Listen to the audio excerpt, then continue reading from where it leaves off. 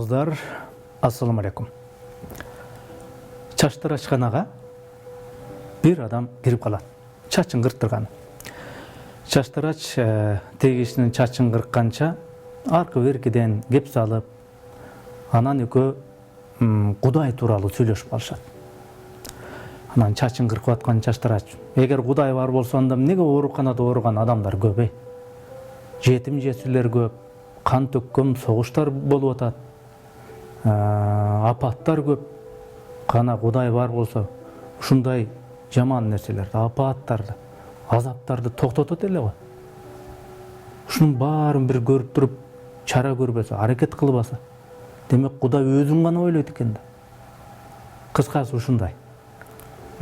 Акыйкатсыздыктарды карап туруп, ушунчанын баарын карап туруп, мен мисалы Кудайдын бар экенине ишенбейм деп чаштырач наалып калат.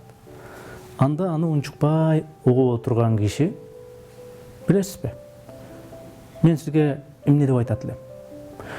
Бу дүйнөдө чаштырачтар жок, таптакыр эле жок деп эсептейм" деп жооп берет. Чач кырккан чаштырач: "Кандайча жок? Мына мен чаштырачмын. Мен бар үчүн сиздин чачыңызды кыркып атам да" деп ушинтип таң кала сүйлөнөт. Чачын кырктырып аткан киши болбой эле көшөрөт. Чаштырачлар жок бу дүйнө жүзүндө. Дагы айталай. Эгер алар бар болсо, тетигине көчөдө караңызчы. Сакалы алынбаган, муруту өсүп кеткен кишилер аябай көп жүрөт. Ошолор эми кандай деп түшүнсө болот? Кана эми чаштырачлар бар болсо, ошондой чачтары өсүп, сакалдары өсүп жүрбөс эле деп айтат чачын кестирип аткан киши. Жарыктык киши десе, ай кеп деген чаштырачларда эмес го. Кеп ошол сакал муруту өсүп кеткен кишилер көчөдө сиз айтып аткан. Ошолор өздөрү мага келсе болобу акыры?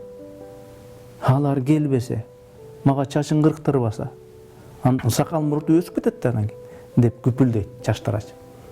Анда чачын кырктырып жаткан кардар, клиент жумшак жылмайып: "Кептин баары так ушундай болуп атпайбы? Мен деле сиз айтканды башкача кылып айтып атам. Адамдар оолу өздөрү Кудайды издеп келишпейт. Ошон үчүн дүйнөдө жанагындай азап чегүүлөр, кан төгүүлөр, кордуктар көп болуп атат да" деп так жооп берген экен. Эмне деп айтса болот? Балким Кудай жок деп көшөргөн адамдарды жаман көрбөшүбүз керектир. Анткени алар Кудайдын бар экенин чындап эле билиш үчүн өздөрү чуркап, умтулуп, издеп аракет кылганда гана Кудайдын бар экенин сезе тургандыгын өздөрү да билишпес чыгар.